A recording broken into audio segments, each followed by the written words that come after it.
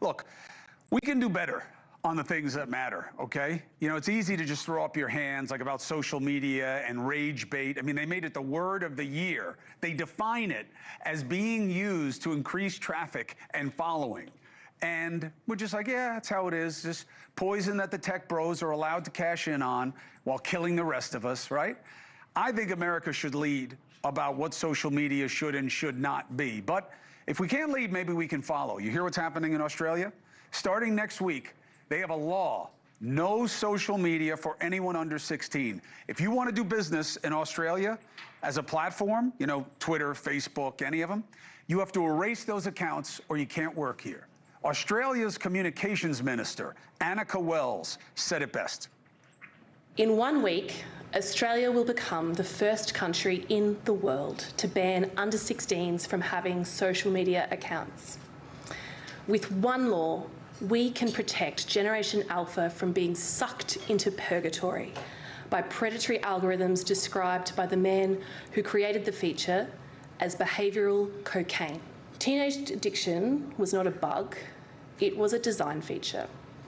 And on 10 December, there are going to be withdrawal symptoms.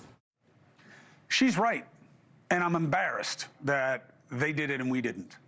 It is a design feature, not a bug. Now, I still think the key is making the Elons of the world as accountable as any other entity that decides who gets to see what content and how often. The time is past due. And on that point of what we are past due and recognizing, we got to stop playing games about the status of the real economy, not the stock market.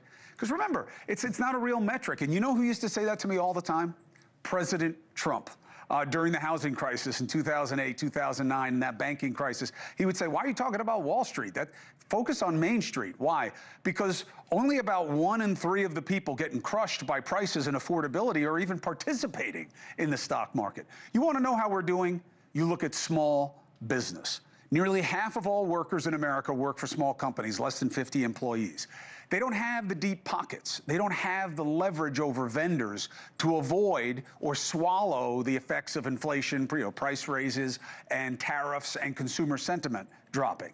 As a result, while all employers are shedding labor, the small businesses are getting hit the hardest. Why? Because they're the canary in the coal mine.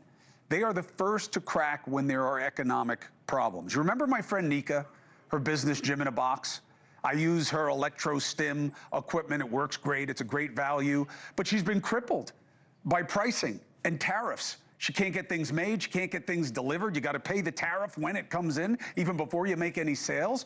And she's a small business. She does not have the ability to stave it off, at least for a while, the way the big companies do, hiding the reality.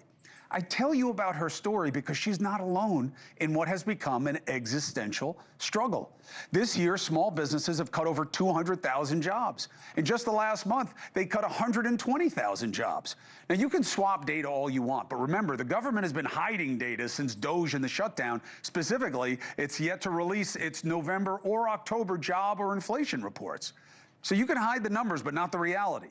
This is why, despite the last election and the shutdown being about what? Domestic concerns, affordability, right? Ever since then, we're being distracted from affordability. Why? Because it's easier to talk Epstein, Venezuela, whether Hegseth lives or dies, which party is worse and on what point. That's all easier to deal with than affordability, okay? And we'll talk about the state of play, but here I expose that we are being played in this horrible game. And if you needed more proof, just listen to the president today. You know, this whole thing is, they use the word affordability. It's a Democrat hoax. They're the ones that drove the prices up. They never say anything else. This election's about affordability, and then they go into the next subject. It's a con job.